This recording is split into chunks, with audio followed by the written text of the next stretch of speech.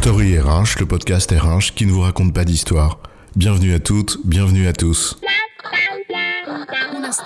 History is made of stories.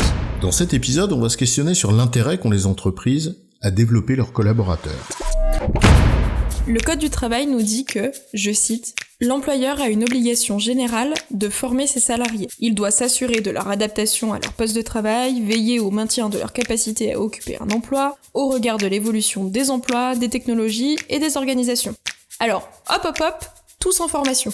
Mais t'es gentil avec ton Code du travail, mais c'est franchement loin d'être suffisant. Les yaka faucons sont aussi futiles qu'inutiles. Se limiter à la seule dimension légale, sur ce sujet, ça conduit parfois, et c'est malheureux, à de purs artifices de conformité. On respecte la règle, mais on en oublie l'esprit. Alors allons un peu plus loin, en s'intéressant à ce qui pourrait motiver réellement une entreprise à veiller au développement de ses salariés. Pourquoi développer ses collaborateurs ? C'est quoi l'histoire ?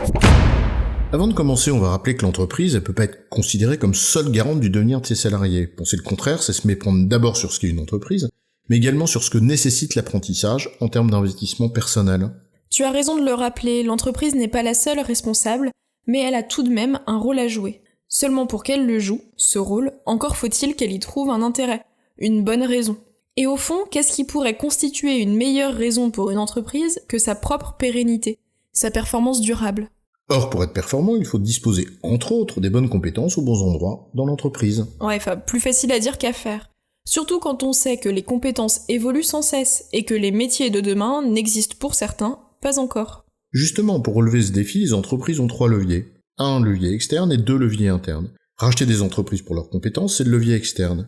Et recruter de nouveaux collaborateurs ou développer les collaborateurs qui sont déjà présents sont les 2 leviers internes. Et bien sûr, la possibilité de mixer tout ça. Un peu de nuance, Patrick, s'il te plaît.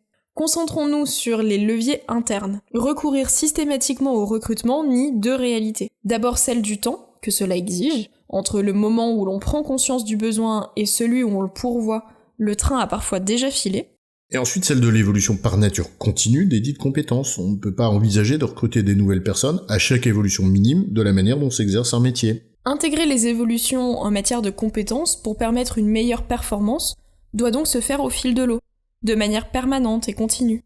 Voilà donc notre premier argument. Développer ses collaborateurs, c'est une question de survie pour les entreprises, parce qu'elles cherchent toutes à allier productivité et adaptabilité en même temps. Ajoutons un second argument. Tout à l'heure, tu disais que pour être performant, il fallait avoir les bonnes compétences aux bons endroits. Mais permets-moi de compléter. Il faut aussi que les personnes, en plus d'être compétentes, elles soient motivées. Motivées à nous rejoindre d'abord, mais aussi motivées à rester. Et on le sait, il y a un lien entre compétences et motivation. La motivation d'une personne, dans son poste, est un facteur de développement de ses compétences. Et l'inverse est vrai aussi. Développer ses compétences est un facteur de motivation. Quand une personne commence à s'ennuyer, le cercle vicieux de la démotivation progressive peut conduire à l'obsolescence des compétences.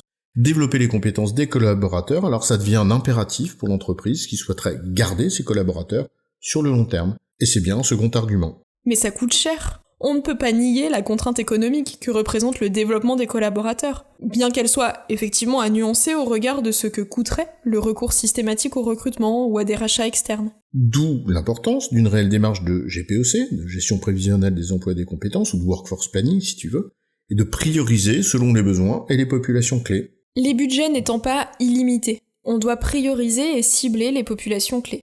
Mais au-delà des actions de formation ou de développement qui peuvent effectivement s'avérer coûteuses, il y a aussi un enjeu culturel à considérer. En fait, il s'agit de sortir de cette logique développement égale formation, mais bien chercher à développer ses collaborateurs au quotidien.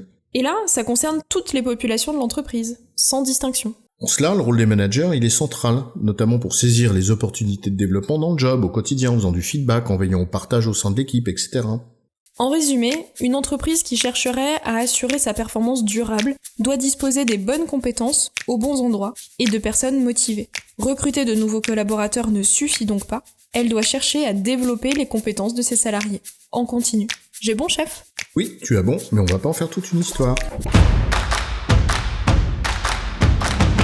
Story RH, le podcast RH qui ne vous raconte pas d'histoire. Retrouvez tous les épisodes sur storyrh.fr.